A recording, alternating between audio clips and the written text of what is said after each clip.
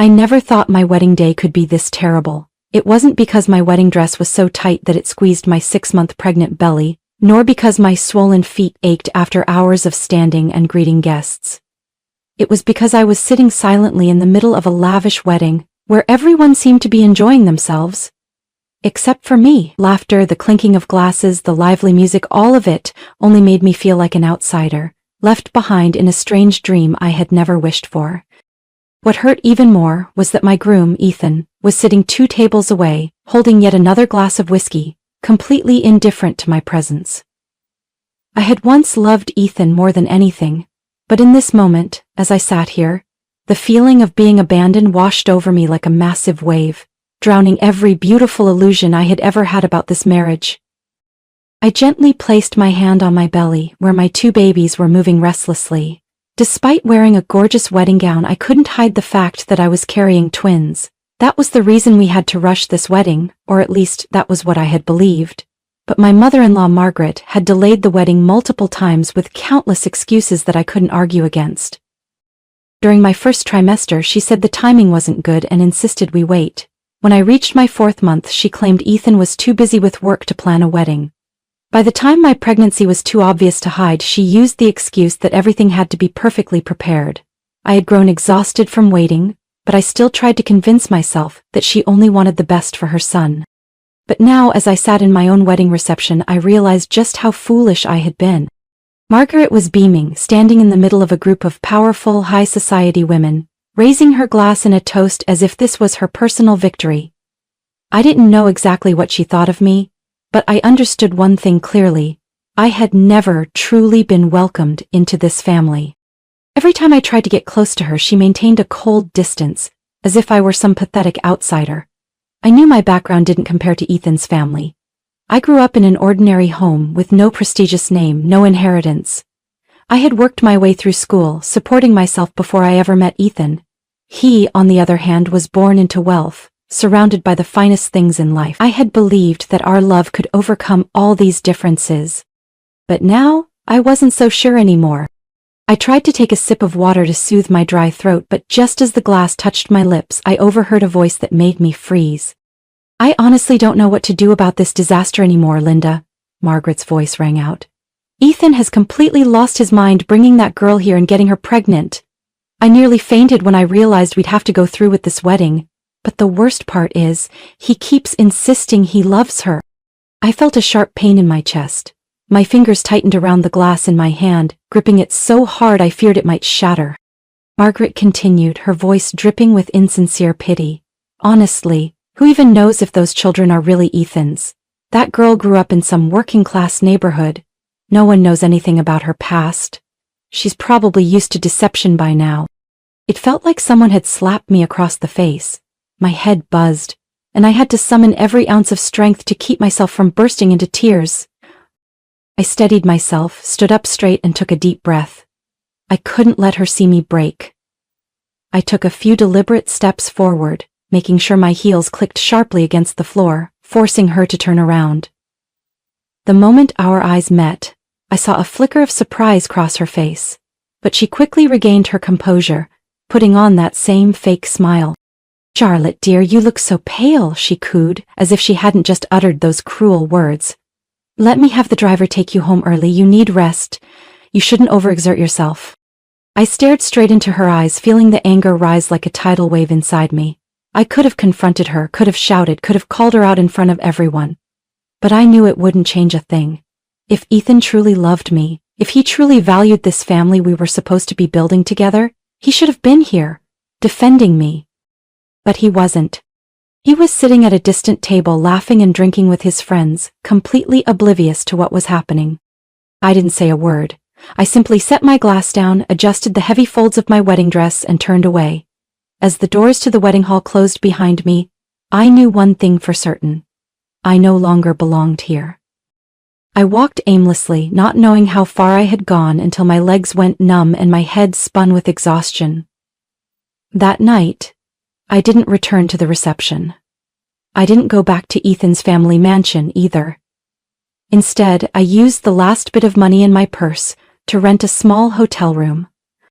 Lying on the unfamiliar bed, still in my wedding dress, I gently placed my hands on my belly, feeling the faint movements of my growing babies. I had hoped Ethan would realize my absence, that he would search for me among the glittering banquet tables, call me in a panic, asking where I was. But no. My phone remained silent.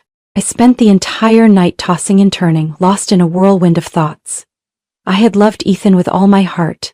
From the moment I met him in college, I had been drawn to his confidence, his humor, and that radiant smile. I had believed that Ethan loved me just as much. But now, looking back, I wasn't so sure anymore. In the days following the wedding, I tried to hold on to any sense of normalcy. But Ethan was no longer the man I had fallen in love with. At first, I told myself he was just stressed, burdened by work, by our rushed marriage, by the weight of impending fatherhood. But with each passing day, the distance between us only grew wider.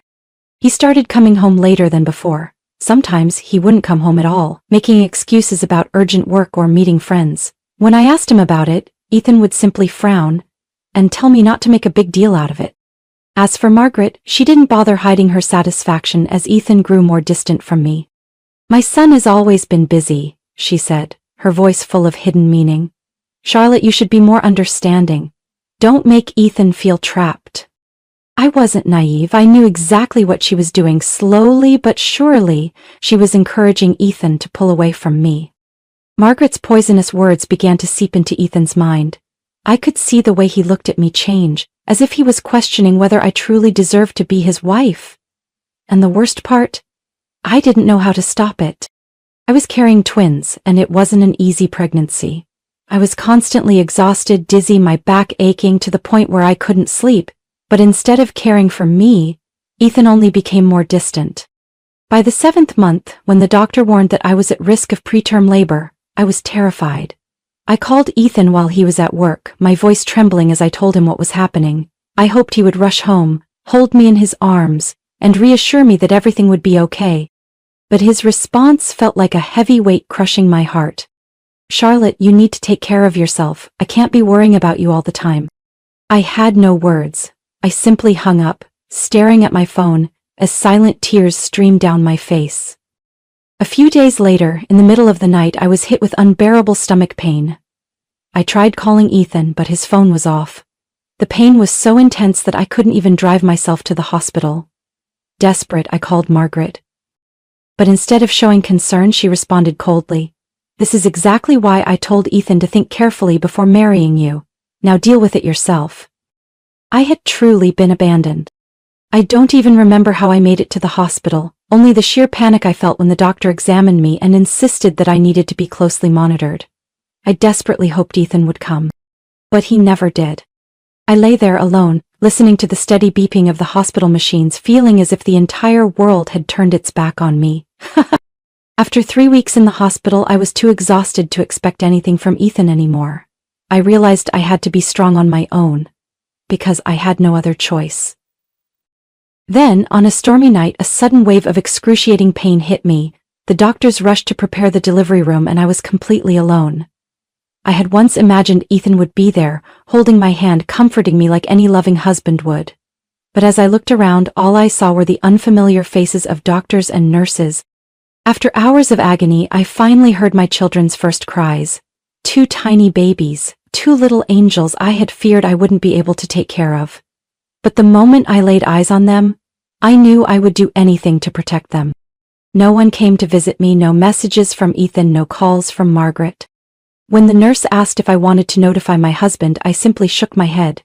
Ethan had chosen to abandon me, and from this moment on, I would no longer need him. 3 days after giving birth, I was discharged from the hospital. Ethan wasn't there to pick me up. Carrying my 2 newborns in my arms, I stepped out of the hospital doors with a heavy heart. I had no home to return to, I had no idea where to go, but one thing was certain, I was no longer the weak girl I once was. I had lost Ethan. I had lost the family I once thought I belonged to, but I still had my children. And this time, I wouldn't let anyone take them away from me. I left the hospital, holding my 2 babies tightly as I walked through the biting cold of a December evening. Cars rushed past on the streets, streetlights flickering on as the sun dipped below the horizon. But I had nowhere to go. Ethan had abandoned me. Margaret didn't even pretend to care about her own grandchildren. Their mansion was no longer a place I could return to. I had no one to rely on. The little savings I had before marriage had nearly run out after weeks in the hospital. I clutched my babies close, fear creeping into my heart. But I knew I couldn't break down. I had picked myself up before, and I would do it again. As I fumbled with my nearly empty wallet, trying to book a taxi, a gentle voice spoke behind me. "You need some help." I turned around. A woman in a nurse's uniform stood there, her eyes filled with concern. I recognized her. She had taken care of me in my final days at the hospital. "I'm Rebecca," she introduced herself. "I saw you leaving with no one to pick you up. Are you okay?" I swallowed the lump in my throat, trying to appear strong, but my voice still trembled. "I don't know where I'm going." Rebecca glanced at the two babies in my arms, then, without hesitation, she said, "We can't let you wander around in this cold. Come home with me. Stay for a while, at least until you figure out your next steps." I could hardly believe my ears. A stranger was willing to help me at this moment? I looked at Rebecca, and for the first time in months, I felt a small warmth from human kindness. I accepted. Rebecca lived in a small apartment on the outskirts of the city with her brother Matthew. When I stepped inside, the space was modest but cozy and tidy. I gently placed my babies in the cribs Rebecca quickly pulled out from her room. "You can stay as long as you need," Rebecca said, pouring me a cup of hot tea. "I don't have much, but I know how hard it is to be a single mother. We'll help you." I took the cup with my trembling hands, feeling the warmth spread through my fingers. But more than the tea, it was Rebecca's kindness that truly warmed me. Matthew was a quiet man, but he didn't show any annoyance at having 3 strangers in his home. He worked part-time at an auto repair shop and spent most of his free time helping Rebecca with household chores. I saw him carefully prepare meals, silently fix broken things around the apartment, never once complaining. In the first few days, I felt like a burden. But Rebecca and Matthew never let me feel that way for long. "You need to stand up for yourself, Charlotte," Rebecca said one evening as I sat watching my babies sleep. "You went to college, didn't you? I heard you were studying medicine." I nodded. "But I never finished my degree. I had to drop out when I got pregnant." Rebecca smiled softly. "Then go back. Don't let anyone stop you anymore." Her words were like a small spark in the darkness of my life. I had been so consumed by the pain of abandonment, so lost in mourning what I had lost, that I had forgotten I still had a future ahead of me. I couldn't let my life be defined by Ethan or Margaret. I had to take back control. Matthew helped me research financial aid programs for students in difficult circumstances. Thanks to Rebecca's support and some of her colleagues, I was able to return to school with a scholarship specifically for single mothers. And then, on a day I never expected, I met the man who would change my life. Matthew had a friend named Richard Walker. He was a successful businessman whom Matthew had once helped when his car broke down in the middle of the road a year ago. As it turned out, Richard was the CEO of a major healthcare company and had always wanted to find a way to repay Matthew. When he heard about my situation, Richard offered to help. "I don't do charity," he said bluntly, "but I believe in giving opportunities to those who deserve them. If you're serious about getting back into the medical field, I can help you find a part-time job at my company. It won't be easy, but if you're willing to work hard, I promise you'll be able to stand on your own, without anyone's pity." I thought about it a lot. I had always hated relying on the kindness of others, but I knew this was an opportunity I couldn't afford to pass up. So, I agreed. I started working at Richard's company during the day and studying at night. Life wasn't easy. Sleepless nights with 2 crying babies, exhausting days balancing work and school. But for the first time in months, I felt like I was moving forward, instead of standing still in misery. Rebecca and Matthew became my family in a way I had never imagined. They helped care for my children when I had to work, encouraged me when I felt like giving up. Richard, though not the warmest or most affectionate person, always kept his promises. Under his guidance, I learned how to navigate a professional environment, how to rebuild the confidence that had been shattered after my failed marriage. And then one day I looked in the mirror and saw a different woman. No longer the weak Charlotte who depended on Ethan's love. No longer the naive girl who believed love alone was enough.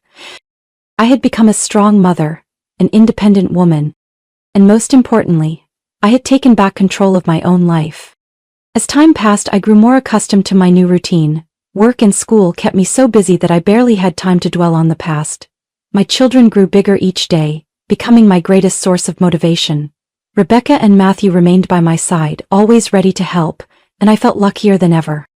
But there was someone else, slowly but surely, who had become an important part of my life. Matthew. At first he was simply a friend, the one who gave me shelter when I had nowhere to go, the one who quietly fixed things around the house, the one who never asked too many questions but was always there when I needed him. I don't remember exactly when I started seeing Matthew differently. Maybe it was the way he cradled my babies in his arms, gently soothing them to sleep as if they were his own. Maybe it was the nights he helped me study, patiently explaining things when I was too exhausted to concentrate.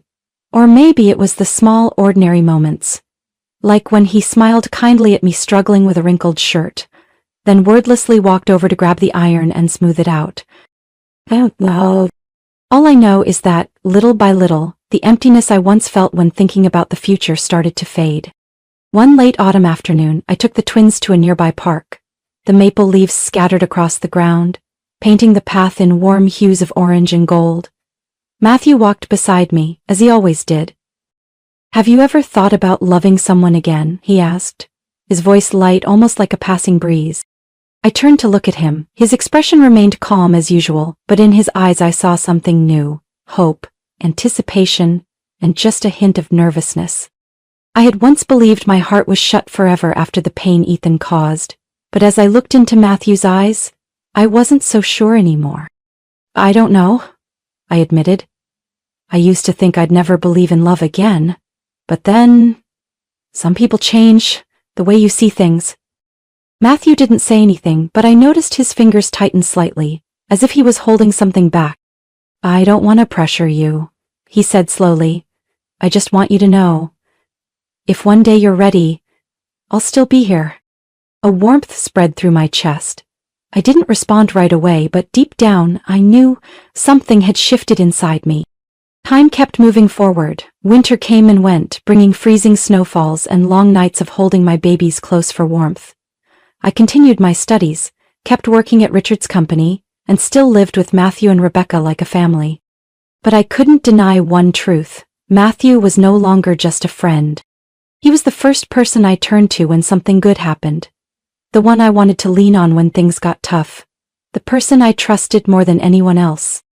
And I knew that I meant just as much to him. One spring evening, as cherry blossoms bloomed along the city streets, Matthew took me out. It wasn't anything extravagant, just a simple walk. But when he stopped under the soft glow of a street lamp, I knew something important was about to happen. "Charlotte," he began, his voice slow and careful, as if choosing each word with great thought. "I know you've been through so much pain. I don't want to rush you, and I don't want you to feel pressured. But I love you. And I love those two little ones as if they were my own." My heart pounded in my chest. "You don't have to answer me now," Matthew continued. "I just want you to know that if you're ever ready, if you ever want to try again, I'll always be here." I looked into his eyes. There was no urgency, no expectation, only patience and sincerity.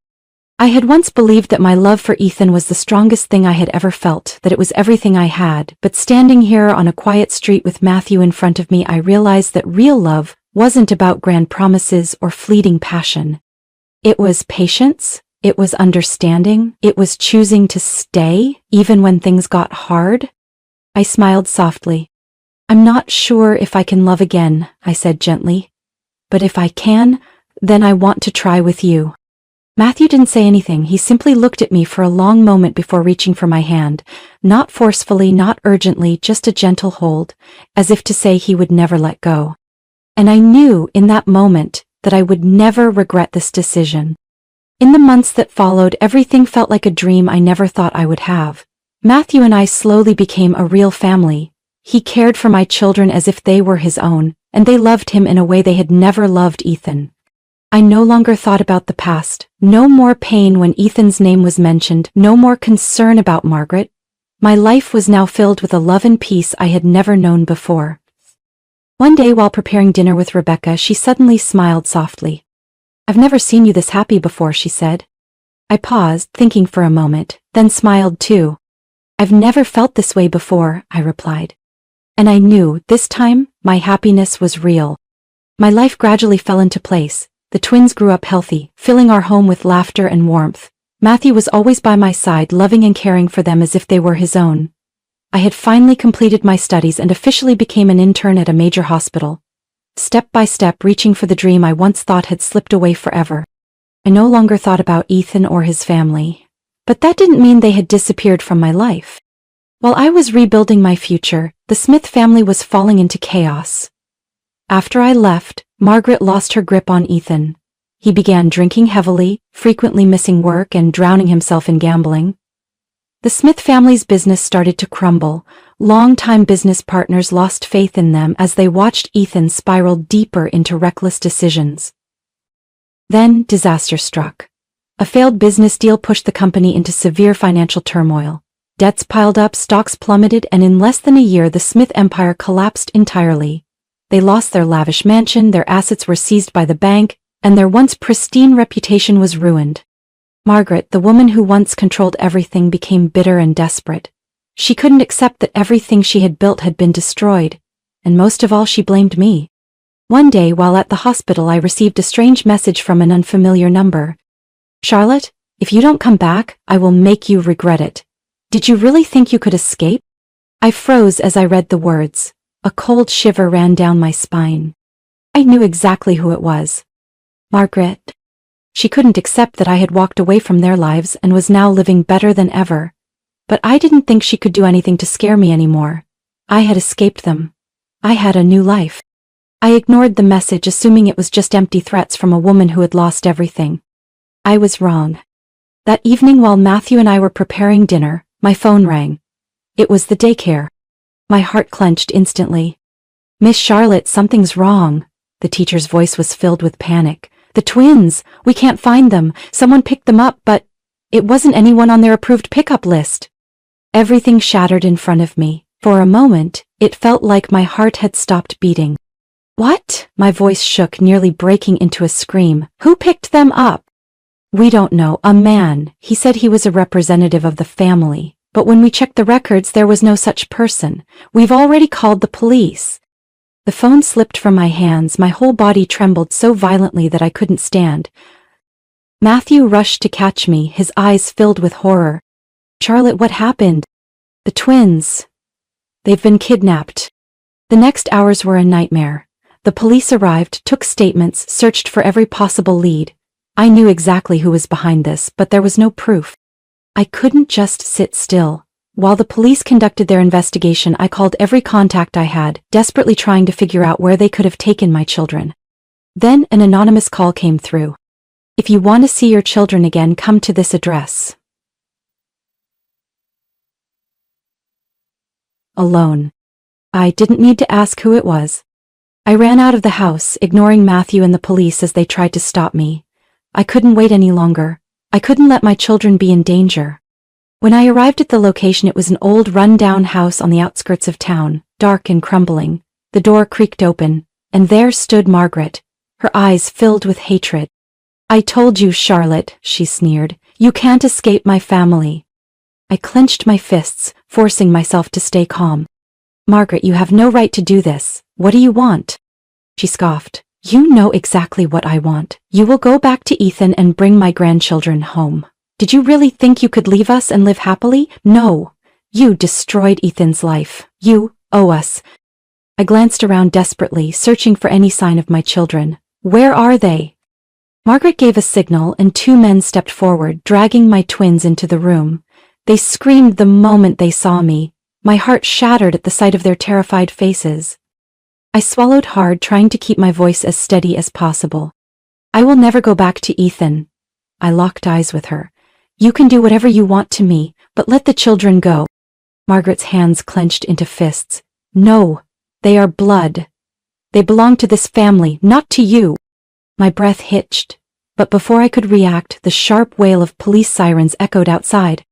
Matthew hadn't let me go alone.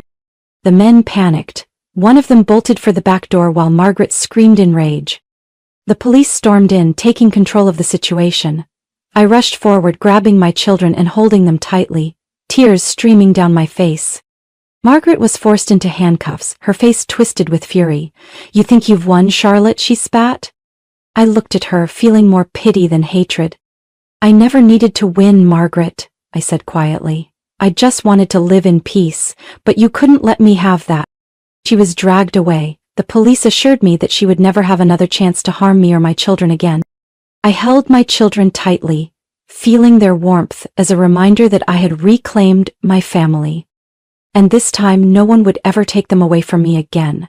Tears streamed down my face as I clutched them close. Their small bodies trembled, their tiny hands gripping onto me as if letting go meant they would be taken away once more. I closed my eyes, taking a deep breath, trying to suppress the rage burning inside me. Margaret, still in handcuffs, was dragged away, screaming and thrashing, her face twisted in fury, but this time, I wasn't afraid anymore. Matthew rushed to my side, kneeling beside me, his hand resting gently on my shoulder. "Are they okay?" I nodded, though my throat was tight. "They're safe.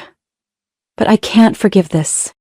The police kept the scene secured, collecting statements and evidence. An officer approached me, his voice serious. "Miss Charlotte? Do you know who orchestrated this kidnapping?" I looked him straight in the eye, without hesitation. "Margaret Smith." The investigation moved swiftly. The kidnappers were arrested soon after, and some of them confessed that Margaret had hired them for a large sum of money.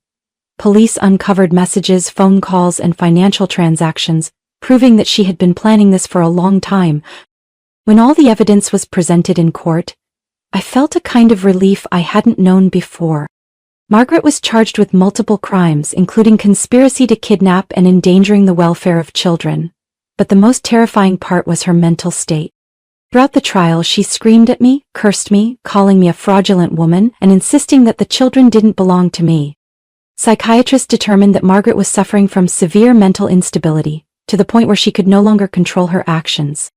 In the end, instead of being sentenced to prison, she was committed to a high secular psychiatric facility for dangerous criminals. I didn't feel victorious. I didn't feel triumphant. I just felt empty. A man who once held power, wealth, and status was now locked away within 4 cold white walls, living in a world of his own. That was the price she had to pay. As for Ethan, after this scandal, he completely fell apart. The truth about the Smith family spread across the city. Headlines about a deranged wealthy mother attempting to kidnap her own grandchildren to force her ex-daughter-in-law back filled the news. Their family business, already on the brink of collapse, was buried even deeper in debt. The remaining shareholders pulled out, and Ethan's assets were frozen as authorities investigated the financial mess. With no home, no money, and no reputation left, Ethan spiraled into despair. He drowned himself in alcohol and gambling, falling into the hands of loan sharks. Rumors spread that he had mortgaged his last remaining possession, a small apartment his family had bought before their bankruptcy. But when he failed to pay off his debts, the collectors came for him, and in the end he lost everything. One day I received a call from an unknown number. "Charlotte." The voice on the other end was tired, hoarse, but I recognized it instantly. "Ethan." I gripped my phone tightly, my heart pounding. I had thought I would never hear his voice again. I didn't know who else to call." His voice trembled. I have nothing left." I closed my eyes, forcing my voice to remain steady. "What do you want, Ethan?" "I just want to see the kids," he exhaled heavily. "Just once." I hesitated. Part of me wanted to hang up immediately, to erase him from my life completely, but another part reminded me that no matter what, Ethan was still their biological father. I took a deep breath before answering. "I'll think about it." Then I ended the call. I didn't know if I truly wanted Ethan to see the children. But one thing I knew for certain, no matter what happened, I would never let anyone hurt them again. In the days that followed, I devoted all my time to my children. I took them to the park, to the zoo, and spent extra time holding them close every night before bed. After everything, I had almost lost them, and I didn't want to waste another second. Matthew was always by my side. He never asked about Ethan's call, never brought up what had happened, but I knew he was worried about me. One evening, as we sat on the balcony, watching the city lights twinkle in the distance, Matthew turned to me. "Are you going to let Ethan see the kids?" I was silent for a long time. "I don't know. I don't want him to show up only to disappear again and hurt them." Matthew nodded, gently taking my hand. Whatever you decide, I'll support you. I looked at him, gratitude swelling in my chest. My heart had endured so much pain. But now, I had a family. I had Matthew, my 2 children, and a life I had fought to build. Ethan and Margaret were nothing more than ghosts of the past. Oh, I didn't need 'em. I had everything I needed. This spring felt different. No more haunting memories, no more fear creeping into my nights. For the first time in years I truly felt peace within my soul. The twins were growing faster than I could believe. They laughed under the golden sunlight, running barefoot through the backyard grass, their bright eyes free of sadness. I watched them, my heart swelling with happiness and gratitude. Matthew stepped out from the back door, carrying a tray of lemonade, setting it down on the wooden table. He smiled at me, his eyes as soft and warm as ever. "You seem lost in thought," he said, pouring me a glass. I took it, running my fingers along the cool rim. "It's just, I never thought I could be this happy." Matthew didn't say anything, but he understood. He always did. When I walked away from the Smith family, I had nothing but my 2 children and a shattered heart. But now I have a home, a real family, not bound by blood but by love, a love stronger than anything I had ever known. A voice from the front gate pulled me from my thoughts. "Hope I'm not too late."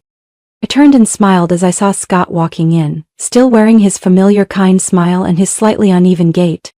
Scott, the man who had saved my children in the most terrifying moment of my life. After the kidnapping ordeal, Scott became more than just a good man who had helped me. He slowly became an irreplaceable part of our lives. He visited the kids often, taught them how to fish, played ball with them, and shared fascinating stories about nature. "Uncle Scott!" The twins squealed in excitement, sprinting toward him. Scott chuckled, crouching down and opening his arms wide. "Did you miss me?" he asked playfully, though he already knew the answer. "Yes!" they shouted in unison before dragging him toward the backyard playground. I watched the scene unfold, feeling a deep sense of peace. Scott may not have been related to us by blood, but he was family. Just like Matthew, just like Rebecca. I had once believed I would be alone forever, but as it turned out, family didn't have to begin with blood. The afternoon passed in waves of laughter, children's giggles, lively conversations, and the warmth of the people I loved most.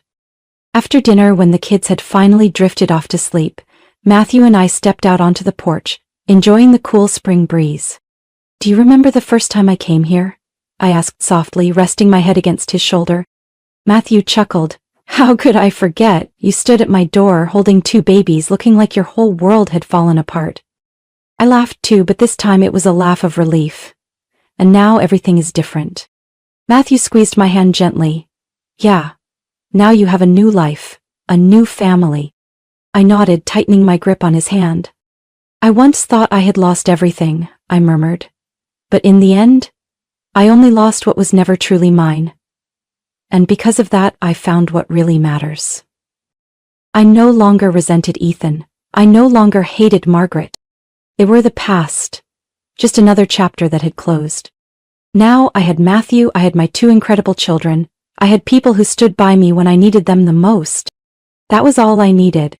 I closed my eyes and took a deep breath. After all the pain and loss, I had finally found my happiness. And this time, I would never let it slip away. Life doesn't always go the way we expect. Charlotte once believed she had found love, only to realize it was nothing more than a fragile illusion. But through her losses she rebuilt her life, finding a true family not through blood, but through those who loved her unconditionally. Charlotte's story is proof that sometimes, loss is not the end, it is the beginning of something greater. If we are strong enough, happiness will always be waiting at the end of the road. Charlotte's journey is an emotional tale of loss, resilience, and rediscovering happiness. What do you think about her choices? Do you resonate with her journey? Share your thoughts and don't forget to follow the channel for more meaningful stories about life. My name is Aria, 36 years old, a single mom living in Denver, Colorado. My husband Thomas passed away from heart disease 3 years ago. Since then, everything in my life has revolved around my 2 kids, 12-year-old Mason and 9-year-old Ella. They are my entire world. I never tried to act strong in front of others. But every night, after my kids fell asleep, I quietly faced the shattered pieces of a life I couldn't glue back together. Loneliness crept into every meal, every unfinished dream. I used to think I'd never open my heart again. Until the day I met Chase.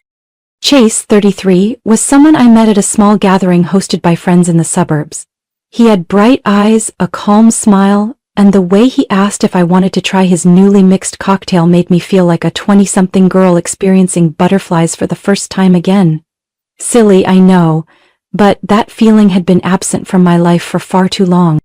Chase wasn't the aggressive type. He knew how to listen, how to distract me from my daily exhaustion with funny stories about his work at the interior design firm where he worked. I thought, maybe, for the first time in years, I could allow myself to think about the future, instead of just surviving the present. At first, Chase showed more interest in Mason and Ella than I had expected. He bought them gifts, took them to the park, even volunteered to attend school events. Mason stayed cautious. He was always a thoughtful, mature kid for his age. But Ella? She fell for the spontaneous ice cream trips and Chase's funny stories almost instantly. I told myself this might be a new beginning. Chase told me he admired how I carried everything on my own, that he wanted to be the one to share that burden with me. It sounded beautiful. But looking back now, I realized I was too quick to trust those sweet words. After dating for over 8 months, Chase suggested we make our relationship official. He started staying over at my house more often, especially on weekends. I thought we were both adjusting to this new chapter. But there were moments when I caught him eyeing my old house, as if silently evaluating every detail. Comments like, "It's a bit cramped here," or "The kitchen could use an update," started slipping out. Back then, I assumed he just wanted to help make things better. I was so naive. He also started mentioning his sister Madison more often. An unemployed woman temporarily staying at their mother's place in Dallas. Chase would sigh about her, saying she was lost and needed someone to reach out and help her. I listened, sympathized, and thought those were just normal conversations between a couple. I thought I was being cautious, but the truth is I allowed myself to be blinded. In those lonely nights I told myself maybe I deserved to be happy again, but I didn't see that the happiness I was clinging to might just be a trap I was willingly stepping into. Chase had a way of making everything feel like a perfect dream. He didn't just charm me, he slowly wove himself into Mason and Ella's world. Those evenings when the three of them played board games in the living room, their laughter drowned out the wind rustling outside. I sat there watching, thinking, I was building a new family. Chase knew exactly when and where to show concern. He spent hours helping Mason with tough math homework, or took Ella to the library to hunt for old books she adored. He even once bought me a weekend spa voucher, telling me to relax while he watched the kids. And I, foolishly, believed he truly wanted to be part of our fragile little family. What started as weekend visits turned into him practically living in my house. His sleepover bags, toothbrush, even his dress shirts gradually occupied space in the bathroom and the closet. He told me this house felt like home to him, like the safe place he'd always searched for. Hearing those words made my heart soften, as if I truly was the lucky one after all the storms. But Chase didn't just talk about the present.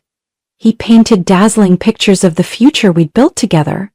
Trips to Colorado Springs, Christmases gathered around a giant tree, peaceful nights in the lakeside cabin he always said he dreamed of owning.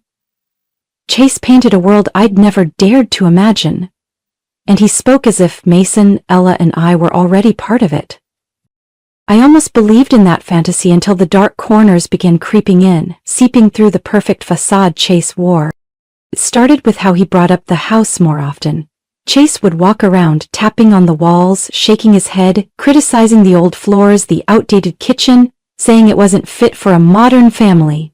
He once laughed, pointing at my worn-out couch, joking it would make any guest want to run away at first sight. I brushed it off, telling myself he just wanted to help me improve the living space. But those jokes turned into concrete suggestions.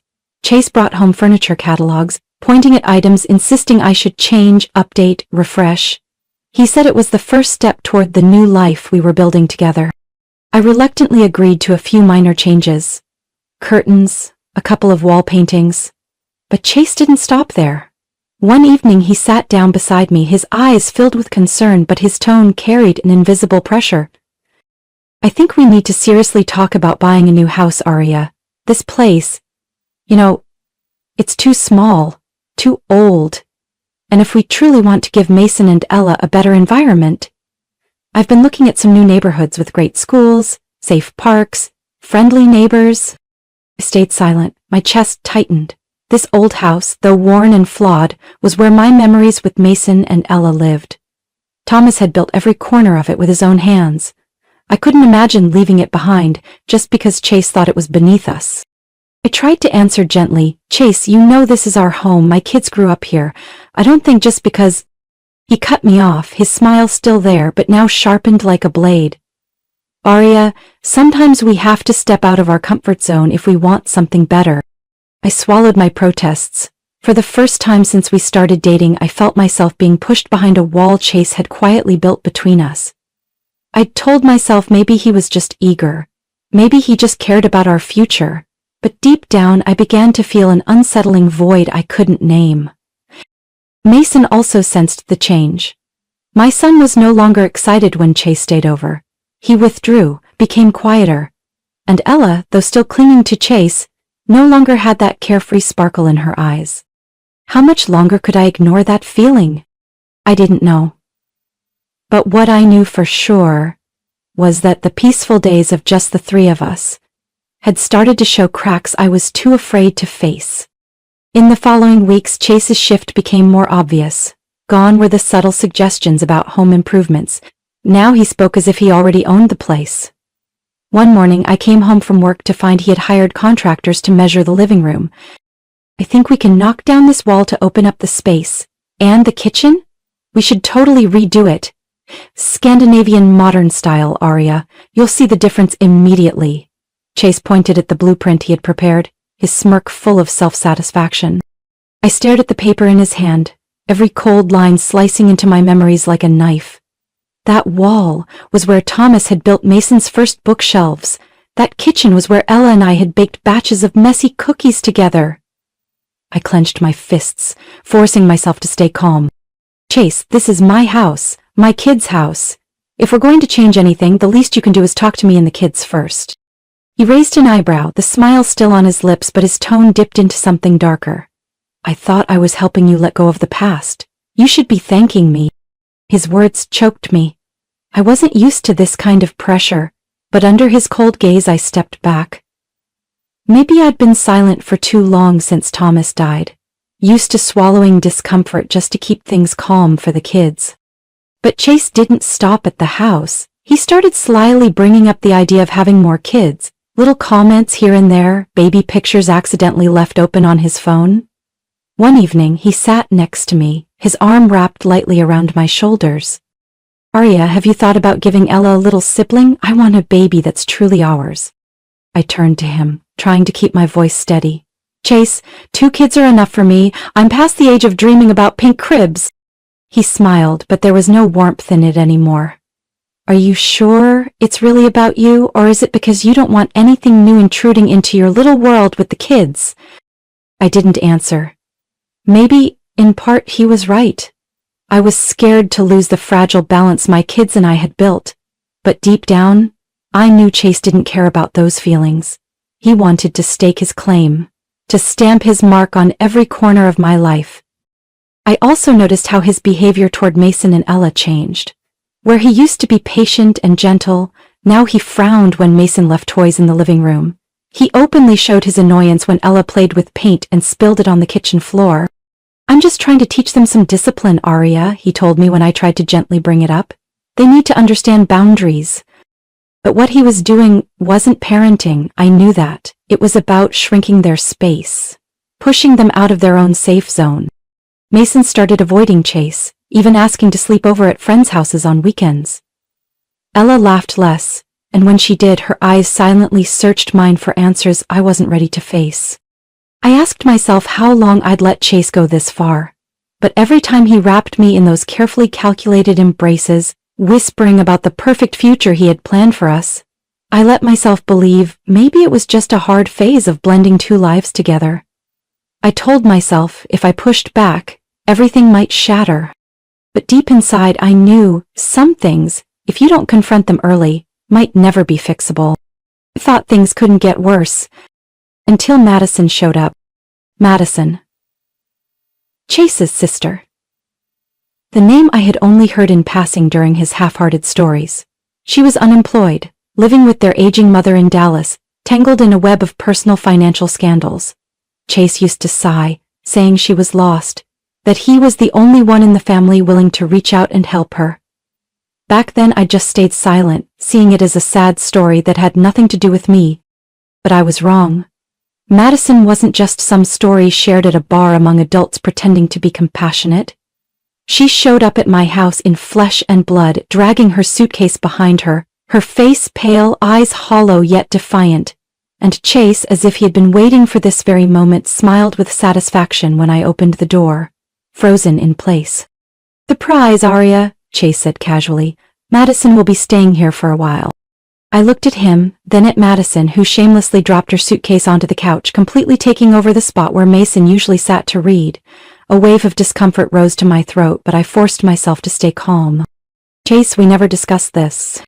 "Come on, Arya," he pulled me aside, his voice dropping to a whisper. "She has no one else. My mom's sick and I can't let my sister end up on the street. You know I'm all about family." I looked deep into his eyes, those eyes that once held warmth when he embraced me during lonely nights. Now, there was only brazen entitlement. I swallowed my frustration. "So, how long is Madison planning to stay?" Chase shrugged, as if it wasn't worth discussing. "Just a few months. Until she finds a job and gets on her feet? I know you're generous. The kids will understand, eventually." "Chase, this is my children's home."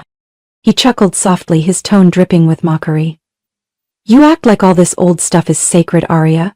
You need to learn to adapt.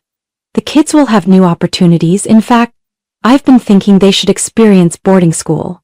Do you know how amazing the top schools in Vermont are?" I froze. "You're saying, send Mason and Ella away?" Chase nodded seriously, like he was pitching a brilliant idea. "Arya, look at them. They need to learn independence. They've been leaning on you for too long, and you could use some space for yourself, too. Boarding school would be for their future." I was speechless. What he was suggesting wasn't just an idea. It was a direct blow to my family, to the safe world I had fought to preserve after Thomas passed. Madison stood there watching me with a smug half-smile. I knew she heard every word but didn't even bother to hide her satisfaction. She wanted to occupy the space that rightfully belonged to my kids. That night, I sat silently in Mason's room, watching my son sleep, his hands clutching his father's old worn book. I knew clearly, if I agreed, I wouldn't just be sending them to school far away. I'd be pushing them out of the home they called theirs, making room for strangers with bottomless greed. I sat in the darkness, listening to Madison laughing downstairs, Chase pouring wine as if this was already his territory, and I knew the real storm was only just beginning. I had thought Madison would eventually feel the discomfort and leave on her own, but I was completely wrong. Not only did she refuse to leave, but she also started meddling in things that were none of her business. The breaking point came when Mason asked me one Tuesday night, "Mom, is it true that Ella and I have to go to boarding school?" That question pierced through my heart like an icy dagger. I set my book down and looked into his eyes, those eyes that always reminded me of Thomas, now filled with uncertainty. "Who told you that?" My voice dropped, cold and unfamiliar even to me. Mason hesitated, avoiding my gaze. "Uncle Chase said boarding school would be good for us. He said, you'd have more time for yourself if you didn't have to take care of us all the time." I stood up abruptly, my heart pounding like a drum. Chase had said that behind my back? To my children? That night, after Mason and Ella were asleep, I walked into the living room where Chase and Madison were casually drinking wine, discussing Madison's upcoming trip to Texas for some so-called job fair. I didn't bother with pleasantries. "Chase, can you explain to me exactly what's going on here?" He raised an eyebrow, his face indifferent. "What do you mean?" "I mean you talking to my kids about boarding school behind my back." I tried to stay calm, but each word felt like it was laced with the fury I could no longer suppress. Chase sighed, as if he were dealing with an unreasonable woman. Arya, I'm just talking about better options for the kids. You should look at the bigger picture. Bigger picture? I scoffed. You have no right to talk to my kids about anything without my permission. He set his wine glass down, leaning his hands on the table, his eyes turning ice cold. Arya, I think it's time we make a choice.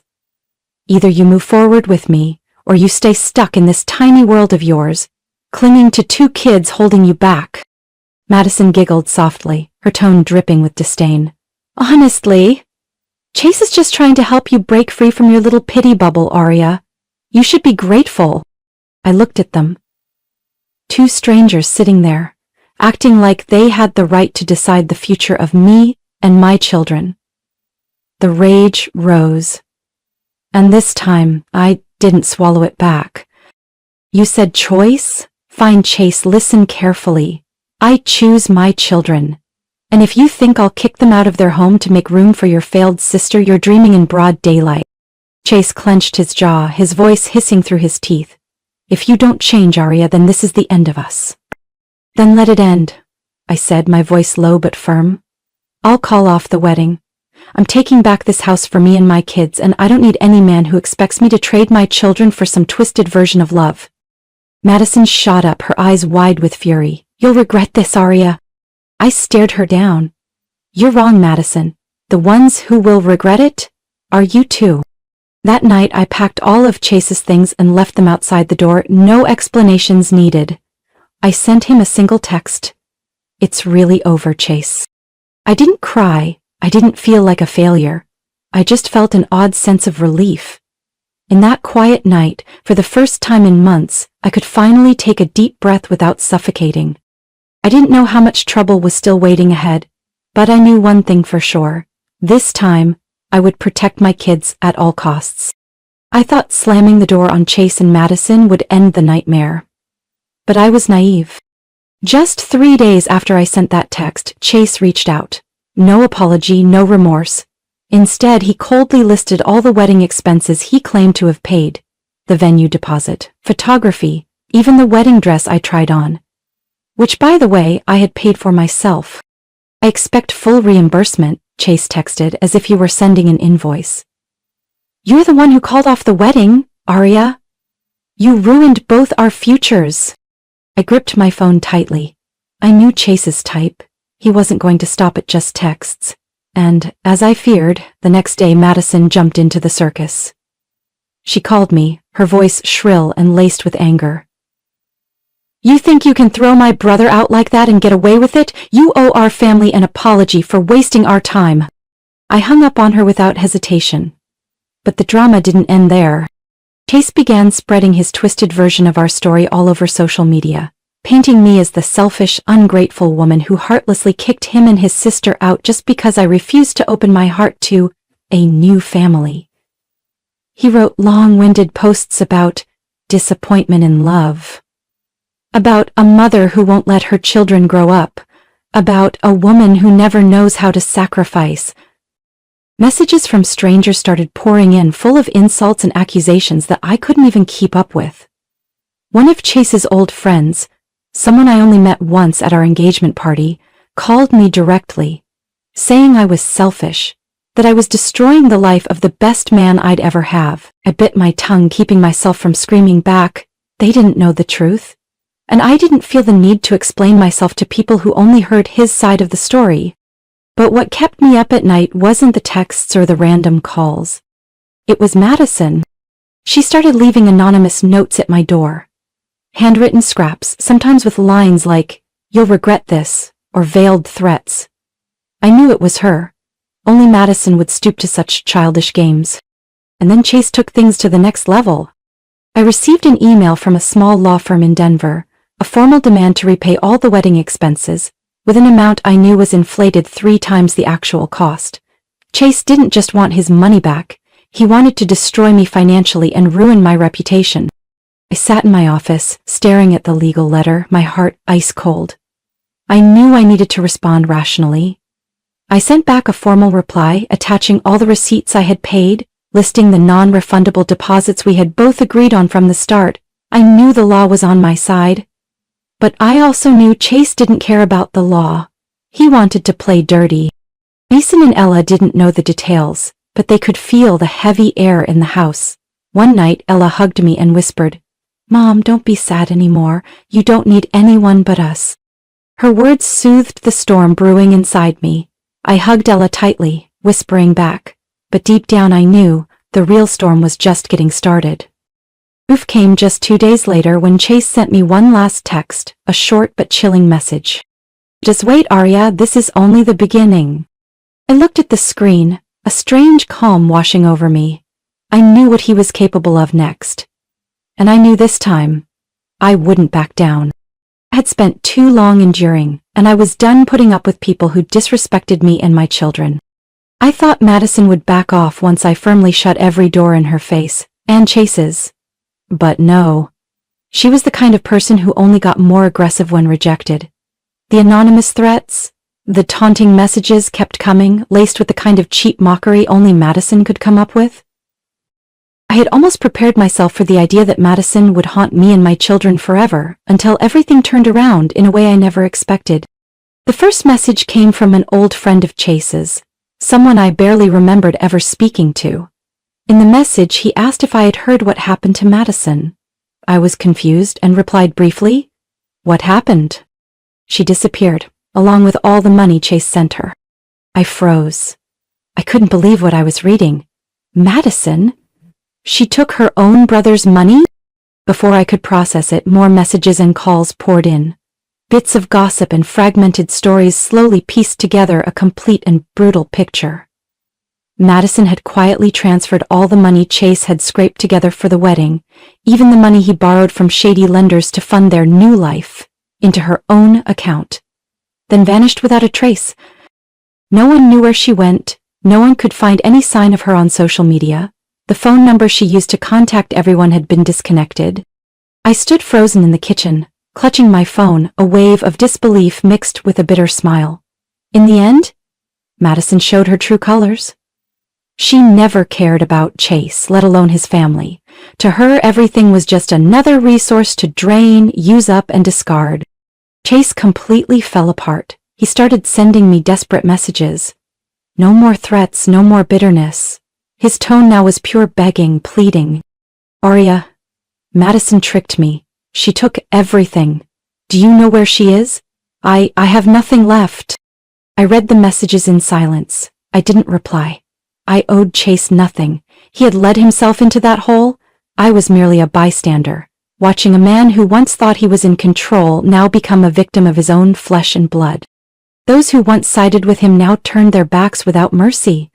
Mutual friends, the ones who cheered for the wedding I had canceled, now whispered behind his back, mocking his stupidity for blindly trusting his perfect little sister. I heard Chase lost his job over the debt scandal. People in the community began to avoid him, not wanting to be dragged into the mess he created. I knew he deserved everything that was happening to him, but I didn't feel triumphant. I just felt tired. Mason and Ella didn't know the details. I shielded them from all that chaos. I just wanted our home to return to the peaceful place it used to be.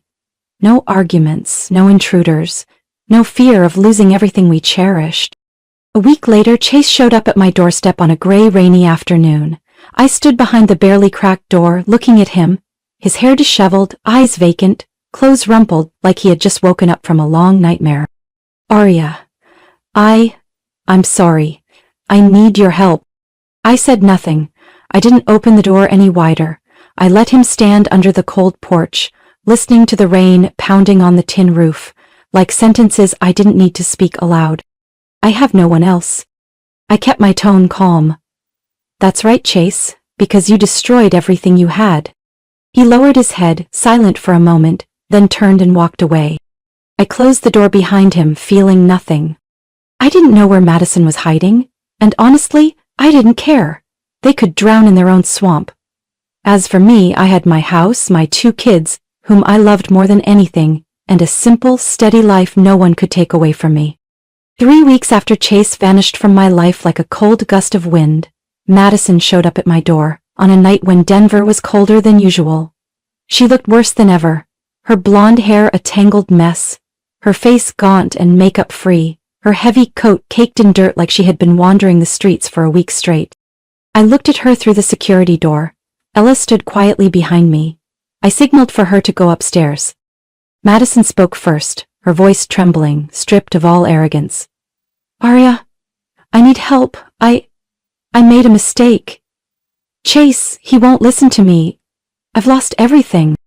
I crossed my arms, leaning against the doorframe. "Madison, I don't understand. What did you lose? Money? Or your fake persona?" She swallowed hard, eyes pleading.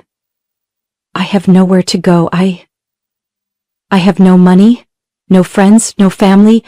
Chase cut me off. Everyone turned their backs on me. I only have you." I let out a cold laugh. "You think I'd take you in after everything you did to me and my kids? You destroyed my family, betrayed your own brother, and now you want me to feel sorry for you?" Madison shrank back, tears filling her eyes. But I didn't waver. I had wavered too many times before. That's how I let her into my world in the first place. "You chose your path, Madison. Now you get to live with the consequences." She choked up, taking a step closer as if hoping I'd change my mind. "Aria, I'm sorry. I know I was wrong. I have no one left." "That's right." I cut her off, my voice calmer than ever. "You have no one, and you deserve it." I closed the door without looking back. I stood still in the silence, listening to her staggering footsteps fade into the night. I didn't know where she would go, didn't know what she would do next. But I knew one thing for sure.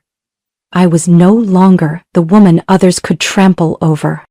The next day, I changed all the locks on the house, even the security code was updated. I left no room for the past to creep back in. Things slowly quieted down. Social media grew silent. Those who once blindly followed Chase's version of the story gradually stopped mentioning me. Some even began to realize the truth. But I didn't care for their late apologies or sympathy. All I wanted was peace.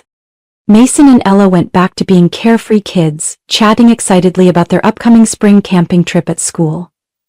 I sat on the porch, watching them play under the golden sunlight, feeling as if I had just walked out of the fiercest storm of my life. I heard Madison had been wandering from place to place, clinging to anyone willing to listen to the tragic story she fabricated. But this time no one cared anymore.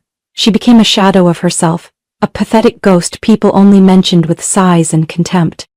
No one believed Madison anymore, and no one believed Chase either. I heard rumors he was fired from his job over the financial scandal tied to the payday loans he used for the cancelled wedding. Those who once smiled and toasted to him now avoided him like a stain. I didn't care. In the end, those people were just spectators in a play I never invited them to be part of. I didn't bother listening to what happened to Chase or Madison anymore. They no longer belonged to my world. My world was now confined within my little house, with Mason, with Ella, and with me. Whole and complete, in the simplest way. I no longer spent my nights anxiously checking my phone, no more restless waiting for threatening messages or toxic mind games. Instead, I found peace in the small things. Afternoons fixing Mason's old bike, evenings baking cookies with Ella, laughing at the flour smudges on our faces. In those moments I realized I never needed anyone else to feel whole. We didn't need a new house. We didn't need anyone coming in to criticize our worn walls or mock our faded sofa. This was our home, and no one had the right to decide what it should look like. One night, while Ella was coloring a family picture, she looked up at me with her sweet voice. "Mom, our house, it'll always be just for us, right?" I smiled, gently brushing her soft hair. I didn't need to say anything. I let my actions speak for themselves. I knew that after everything, the only thing I needed to protect was my children. Not my reputation, not the image of a perfect mother in others' eyes. As long as my kids grew up surrounded by love and absolute safety, I knew I had done right. I no longer resented the past. Madison, Chase, those who once tried to step into my life, were now nothing more than distant names, expensive lessons I would never forget. I didn't need to declare that I was stronger, wiser. Every peaceful day was proof enough. And I didn't need anyone to validate it. Mason's innocent gaze, Ella's smile. That was all I needed. Every morning, I brewed coffee, opened the windows, letting the sunlight pour in. I taught my kids to cherish the simplest things, just as I was relearning myself. We didn't have extravagant trips or lavish dinners, but we had each other, and to me that was everything. Life had taught me a lesson both simple and profound. Some people come into your life not to stay, but to teach you your limits, your core values that you must protect at all costs. I used to fear loneliness, but now I understood. Loneliness wasn't as scary as letting the wrong people into your world and watching them hurt the ones you love most. I framed the family picture Ella had finished, the three of us standing inside our little home, smiling brightly under the blue sky. No one else. No intruders. Just us. Life for me and my kids returned to its simple rhythm. Maybe to outsiders it looked like a series of monotonous days, school drop-offs, work, dinner, cleaning. But to me, every moment was part of healing. Every simple meal, every time Mason told me about his math test, every time Ella showed off her new drawing, they were all proof that our home remained intact. No one could break it again. There were nights when the kids had fallen asleep and I sat alone by the window, letting the darkness and silence soothe the lingering wounds. I thought of Chase, of Madison, of the people who once tried to invade my world with their scheming hands. But the only feeling I had left for them was emptiness. I wasn't angry anymore, because I understood the thing that exhausted me the most wasn't what they did. It was that I had once allowed them into my life, allowed them to touch the safe world of my children. Now I knew I owed no one an explanation for how I protected my family.